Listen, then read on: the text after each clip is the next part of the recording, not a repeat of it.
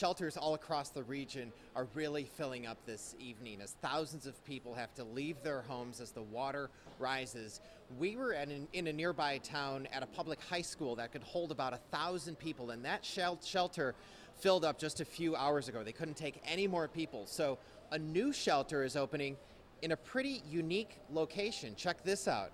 This is Constellation Field, which is typically the home of the Sugar Land Skeeters baseball team. But tonight, they've opened it up as an emergency evacuation shelter. And one of the unique aspects of this space here is that they're encouraging people who have pets to bring them here. So a lot of people who've had to leave their homes tonight had brought by their dogs, and dogs are very welcome in this area, which is normally the space where you go and buy concessions and tickets before heading off to the baseball game. They've been having a steady stream of visitors, volunteers bringing by supplies like this stack of bottled water over here. That's really important. That's selling out pretty quickly at local stores. Others have brought by kennels and boxes, places where pets can bed down for the night and stay dry. Back here is the ticketing office, and that's turned into a kind of storage room for all of the stuff that people are bringing by.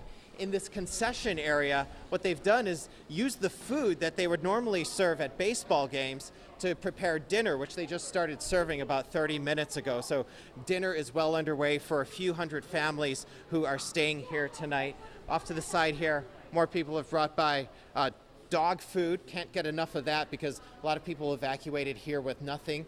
They have water for the pets and some treats over here. So they have a lot of supplies here. This is still a very informal shelter. It's not quite an official emergency shelter yet. The owner of this baseball stadium told me that she saw that the main shelter, the Red Cross shelter, filled up really quickly. She thought, let's just open up our doors here and welcome people in with their pets. So that's exactly what they did. Upstairs, a few hundred families are settling in for the evening in a nice, dry, warm space where that's usually kind of the skybox area to watch the baseball games. But they have the TVs on in there. They're serving dinner. People are relaxing up there for the evening. So this will become likely more of a formal shelter over the coming days. But it's a good example of just how people here in the region are adapting in the midst of this disaster, as so many people have had to flee their homes and the shelters fill up really quickly. It was a no-brainer for the owners of this stadium, they say, to open their doors and welcome people here. Oh, what a nice gesture. So, Ted, you're in Sugar Land, about, well, just a little bit southwest of downtown Houston. What was most striking as you traveled throughout that area? Are there still a lot of highways closed, even in the greater Houston area?